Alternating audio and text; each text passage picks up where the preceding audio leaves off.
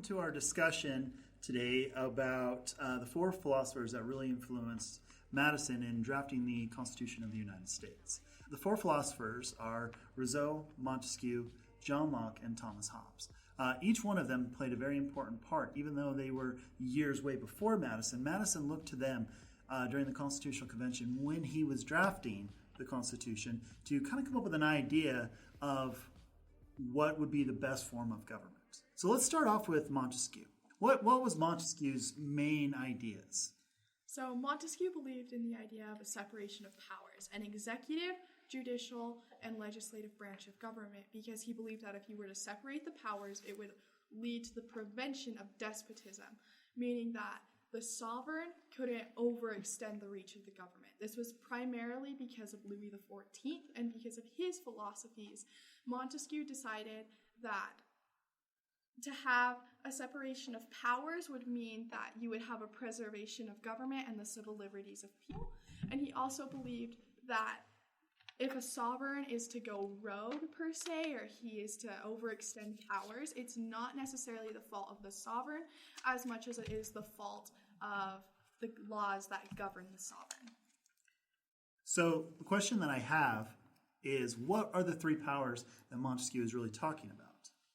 So the three powers that Montesquieu really discusses throughout his different writings and things are the judicial, the legislative, and the executive branch. And he lays out very clearly and really promotes and was very fond of the idea of separation of powers and making sure that each branch doesn't necessarily have overlay into the other.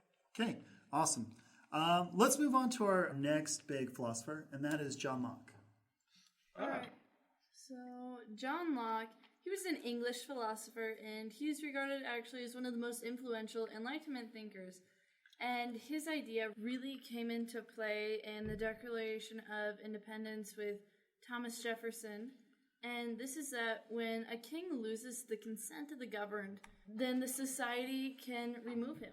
And this kind of comes into the part with the impeachment of a president and everything when he no longer has the consent of the people that he is governing, or he does something they don't really like, they can then impeach him. Going along with that, he was also a big believer in religious freedom. He thought that there needed to be a separation of church and state. He rejected, the divine right of kings, and he saw that there were lots of conflict that came when church and state were too intertwined. And so we can see this in the First Amendment, where we define that there can be no laws made to establish a religion and also to infringe on religions. And so it keeps the state out of religion and religion out of the state. He also believed that men have three natural rights: the right to life, the right to liberty, and the right to property, which is greatly influential in the Constitution. Where is that influence in the Constitution, that the life, liberty, and property? That's most clearly in the Declaration of Independence, right? When they say... Okay. Anybody? Who would like to tell me? Where is that life, liberty, and property in the preamble of Locke really influenced? Well, it could be in the 14th Amendment. So we have in the Declaration of Independence, life, liberty, and the pursuit of happiness. Early drafts of Thomas Jefferson's writings, he actually used life, liberty, and property. It wasn't until his last draft that he put in the pursuit of happiness. Okay? But we see this in the Establishment Clause and the 14th Amendment with life, liberty, and property. And now we found that the 14th Amendment has become one of the most powerful amendments when it comes to this new age of rulings in the Supreme Court, correct? Yes. Yeah, it's the most it's the most cited amendment when used in the Supreme Court out of all. Now, is that for states' rights or is that for protection against the federal government? Protection against the federal government. And the state And mostly. States mostly, right? It's used for both, I would say. Okay, good. Awesome. Anything else that we have about Mr. Locke? So he really believed that human nature is characterized by reason and tolerance, and that human nature also allowed people to be selfish.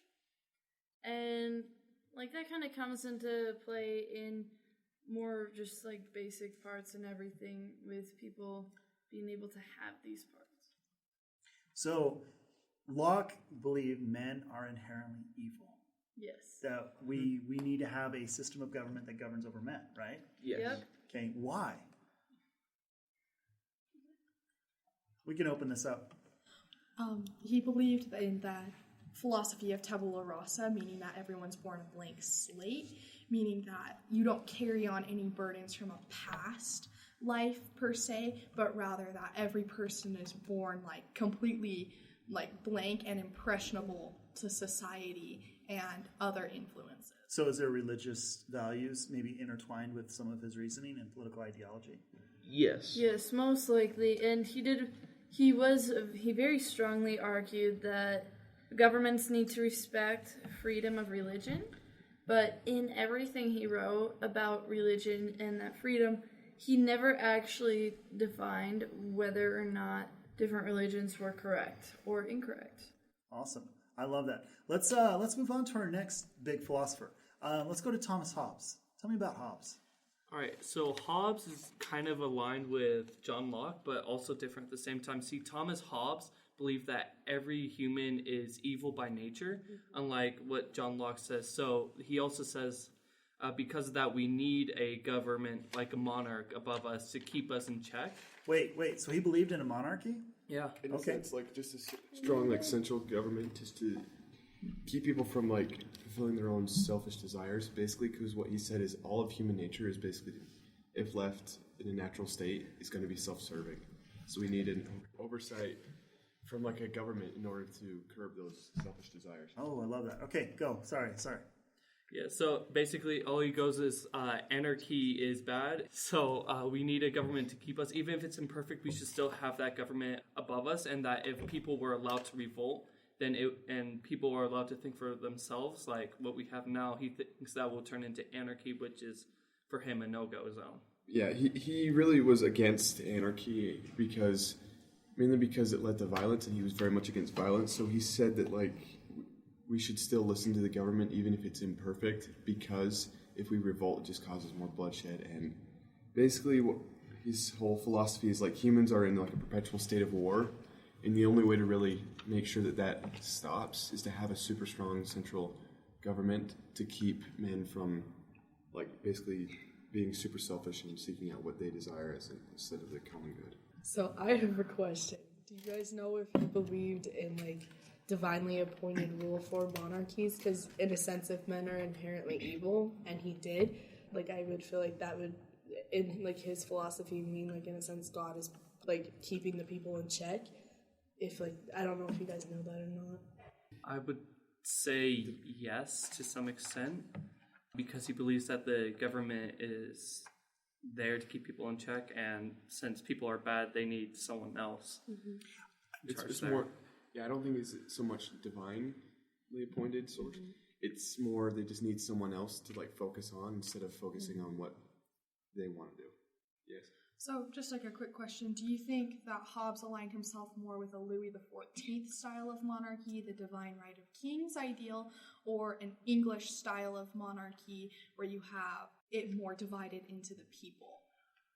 I can actually answer this. He was more about like dividing it into the people. Part of that was when we read him, and the belief that he loved this monarchy wasn't necessarily because he knew that kings were great.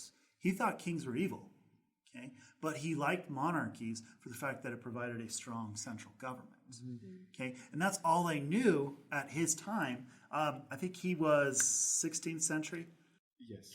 Yeah, he was right around the English. So we have no type of democracy at all, right? So this idea of separation of powers, of a monarchy, of individual right, none of it existed. So the only thing that he knew was of a monarchy. And that we do need that basic idea of a strong central government. And that's how the federal government was formed and the executive branch was Yes, formed. he was a big believer of the executive branch. Yeah. Okay, power of the sword, okay, was really big. And that's kind of with some of his writings, he entails those ideas. Yeah. Okay, let's move on to our final philosopher, and that is Rousseau. All right, so Jean-Jacques Rousseau, his main thing was he wanted to find a way of preserving human freedom in a world where human beings are increasingly more dependent on each other to satisfy their needs. So, politically, he believed that a state can be legitimate only if it is guided by the general will of its member. And the most important question he believes is that of reconciliation of the freedom of the individual with the authority of the state. He believed, contrary to Locke, that people were actually born good. They were good people. And then they'd get corrupt by sciences and art and events that were going on in society, and they'd become bad sometimes. Anyway, yeah, in his music also, he wasn't just writing stuff, he was writing music too. He would consistently argue for freedom, which I thought was an interesting fact. Tell me about social contract. How did he influence social contract? That's a good question. It's a really good question. What do you think, Alessa? So what is social contract? What is social contract theory? It's that the government is in charge of us, but because we want it to be in charge of us, the people, because everyone is... It's based on the consent of the governed. Yeah, everyone is in agreement that we need these laws and these rules to regulate us so that there aren't, chaos in the streets. So it is an exchange of rights for protections. So it goes back to this idea of anarchy. Is there a social contract in an anarchy? No. So the social contract theory is probably one of the most key fundamental ideas of the Constitution. Why? Why is social contract theory one of the most key fundamental ideas?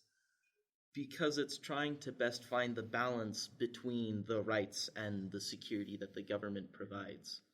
And I would also say because of the right violations that took place before the Revolutionary War, that was such a key issue to them that they were being taxed without the representation, that they weren't able to live in their home without quartering of troops, and these other issues that were constantly being violated by Great Britain. I could understand why the founders would make that a priority, that they were being protected and that this government was created as a solution to a problem and being able to fix it rather than just replacing one monarchy with another.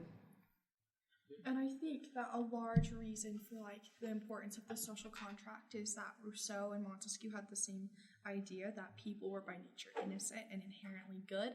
People were never going to go out of their way to do something bad unless they're corrupt by society and by civilization. And so I think that the social contract is important, is that it preserves that innocence, or it preserves the notion of people doing good because that's what they're inherent to do. Awesome. One more quick thing about Rousseau. Education. What was Rousseau's belief when it comes to education? Well, one fact I got from learning about this nice guy is that people can become more harmful as they become more sophisticated. Okay. It's not all about just learning in your noggin. It's also about, listening to music and being creative. Okay. Rousseau was actually a big pusher of education. Public education that we have today would not be born if we didn't have Rousseau, because it's being an inherent right. And he wanted people to be free thinkers, and he thought that could be developed with their morals alongside education, and that the ability to express well-balanced ideas was exceedingly important for a well-functioning society. Okay, so what were the first types of education in the U.S.? Religious education? They were religious education. They used these ideas of Rousseau, that you have these beliefs that are strong divine beliefs, and then you match those with basic knowledge. Okay? To where education now plays an important life in our roles, to where we can develop a society based off those morals and those roles. All right, thank you so much for listening.